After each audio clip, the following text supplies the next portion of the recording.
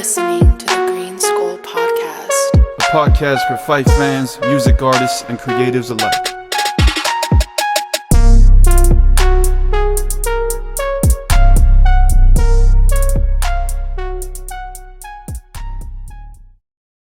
What is up, everybody? Welcome to the GreenSkull podcast. You know I had to give my thoughts on UFC 266, and man, it was a good night of fights.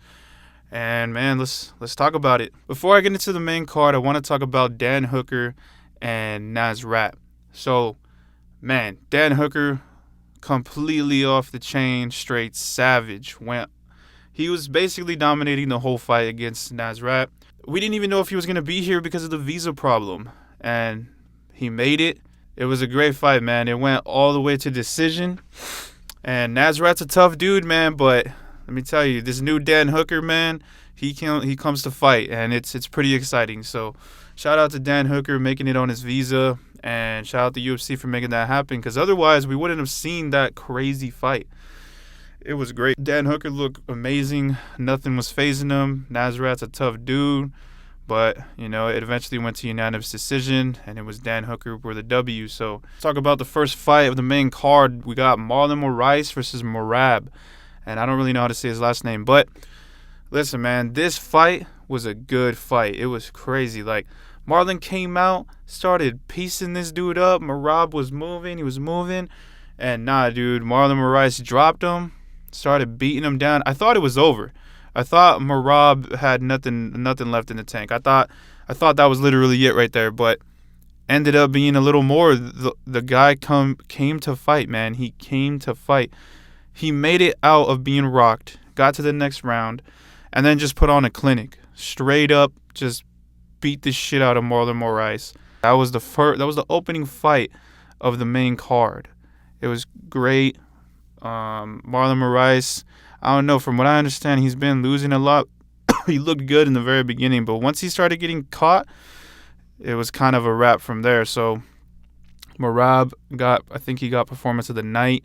And definitely deserves it, man, because he came back from getting rocked, getting stunned, getting dropped, got back up, and just put on a clinic. So crazy fight for Merab. And, yeah, man, he got the W. All right, so now to the heavyweight division. We had Curtis Blaydes versus Jairzinho Rozenstruik.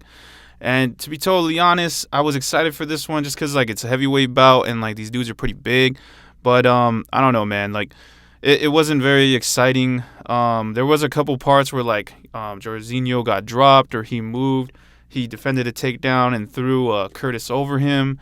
And the scramble was crazy scramble. But honestly, it was a good fight overall. It went to decision, and ultimately Curtis Blaydes took the W, which is, I agree with the W.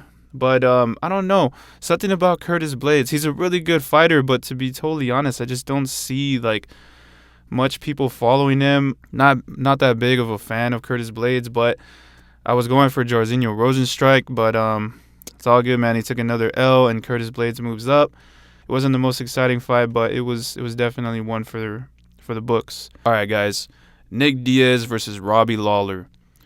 Now, we've all been waiting for this fight. Everyone that I've talked to, they all wanted Nick to win, just like me. And, yeah, man, let's get into it. So, obviously, Robbie Lawler hasn't won a fight since 2017, but he has had 4 fights before this one. So, he's been more active than Nick has. Obviously, Nick's been out for 6 years, and we really didn't know what to expect from him. But to be totally honest, I feel like they were both pretty evenly matched. I think this made sense, and I was ready for it, man. I was ready. You know, Nick came out. Robbie came out. You know, he has his fans. And when Nick came out, man, it was electrifying. Everybody was ready. Everyone was pumped. I was pumped. Nick was ready. He was about to walk into the octagon with with a shirt on. And, you know, he had to get checked before he get in there. Finally gets in there, and they name him off, square him up. This is the unofficial main event that everyone wants to see because they haven't fought since, 17 years. And so Robbie had lost by KO to Nick the first fight. Obviously, they were both pretty young, and this is their second fight later towards the end of their careers. And so it's pretty exciting, man. Nick Diaz comes in. Robbie Lawler looks confident. Bruce Buffer goes off. The first round, Nick comes out with a spinning back kick, okay? He comes out with a spinning back kick and misses by a lot, but it was still pretty cool to see that he really came out with a spinning back kick like some ninja shit. And yeah, after that, the first 20 seconds, Robbie was just piecing up Nick. Literally for like a whole 20 seconds, there was no answer by Nick. But once Nick started finding his range, moving around, that's when he started throwing back, man. And when I say he started throwing back, volume. I'm talking like moving. Now, Robbie was walking Nick down for sure, but Nick was definitely answering Robbie. So it was honestly a very entertaining fight because it was nonstop. But there was not much feints from Nick, not much head movement, and not much movement at all. Really just kind of like getting walked down and running around. And obviously, like I said, when he was throwing punches, he was throwing volume punches. I'm talking like lead body shots. I'm talking like uppercuts. Like he was ripping the body a lot. And him and Robbie kept it staying, and Robbie kept pressing. I feel like if Robbie wasn't walking him down, this would have been a whole different outcome. But, you know, Robbie Lawler, he's ruthless. He's relentless, came pushing forward. He was not afraid of Nick, and Nick looked more cautious than anything. I've never seen Nick really. The first and the last time I saw him fight was 2015, and so, you know, I've been a big Nick Diaz fan, but to see him on the TV live for the first time was 2015, and so to see that version of Nick, who's like super crazy, doesn't fucking care, has no respect, you know what I'm saying? Like he's just all over his opponents. He's making it really entertaining. And to Nick kind of just trotting around, you know, throwing them. You know, it gets to the second round. They both look surprisingly good. I thought their age was going to affect their cardio, but actually not. Cardio-wise, they both look pretty good. By the third round, after throwing insane amount of punches from the first and the second round, Robbie catches Nick. Okay, he catches Nick. Nick gets a little stunned, takes a knee, and then Robbie throws an uppercut, and Nick kind of moves out of the way, but then still kind of falls to the side on his back. Now, this is the moment where the ref asks Nick, "Are you know?" Well, Robbie actually said, "Get up, like we're not gonna go on the ground. Get up, let's fight." And so the referee asks Nick, "Do you still want to fight?" And Nick kind of just waves it off. So I think what it was that Nick said that he wanted to fight. He came to fight, and he had enough. I think that's really what it was right there. Robbie came to fight. Robbie was being relentless, and no matter how much like punches and bunches he was throwing at Robbie, Robbie still had an answer for it. So I think that Nick probably thought, you know what? He stunned me. If I get up, this might not be too good for me. So he let it go. But to be honest, I'm okay with that. And I'm okay with that because Robbie had 4 fights since 2017. And Nick hasn't fought at all for 6 years. So expecting someone to come back from a 6-year layoff and to completely dominate is kind of far-fetched.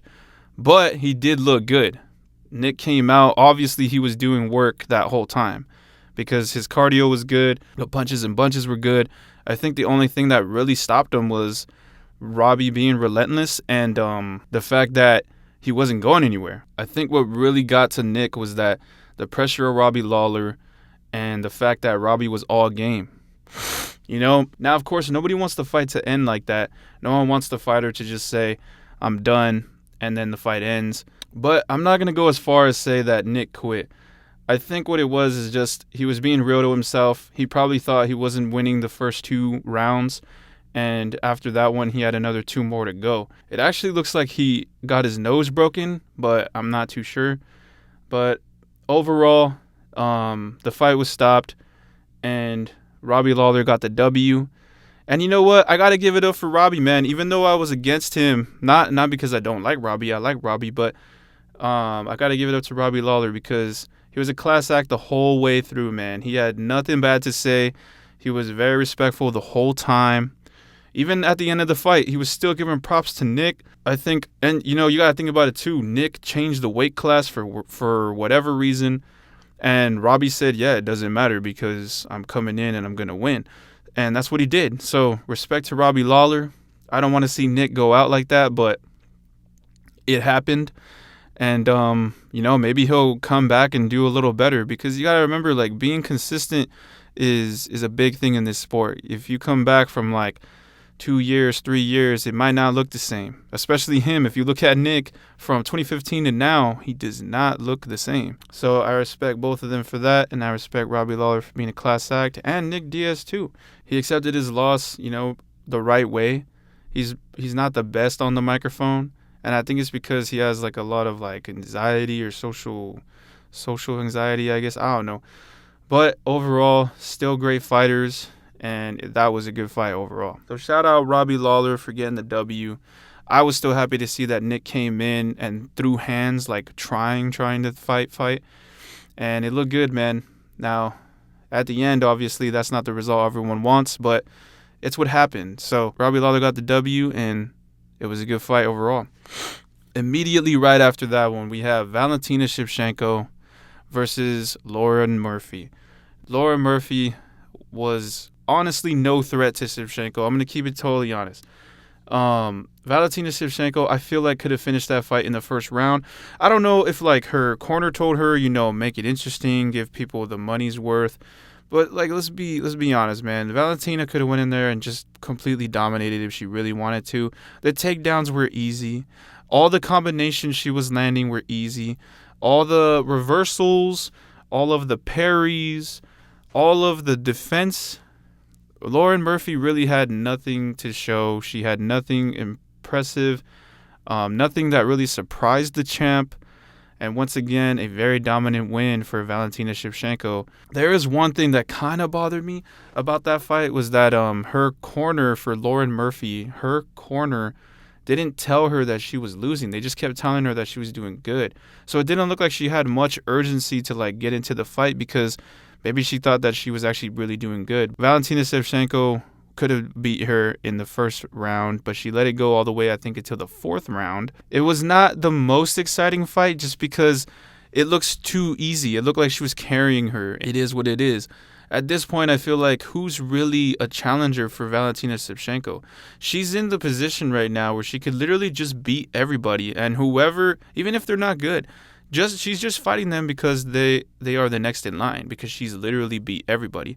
So she's in the position to just do that until she's tired of it. Like she could literally make history if she wants to. And I think that there's no signs of slowing down for Valentina Shevchenko. Class act also. She was very nice when she defeated Lauren Murphy. Obviously, it was a pretty brutal win. She took her to the ground and pound. And honestly, I was hoping that the fight would have ended a little earlier just because I didn't want to see Lauren Murphy take that much damage, especially when I knew Valentina could have turned it up at any moment. But it went all the way to the fourth round, and Lauren did not look good at the end. She looked really beat up and beat down. I feel like that could have been avoided. Really didn't need to happen. They're fighters and they let it go. Now we're going to talk about Alexander Volkanovski versus Brian Ortega. I had Brian Ortega winning the fight. It was a good fight, and let's get into it. So, man, it went all the way to decision.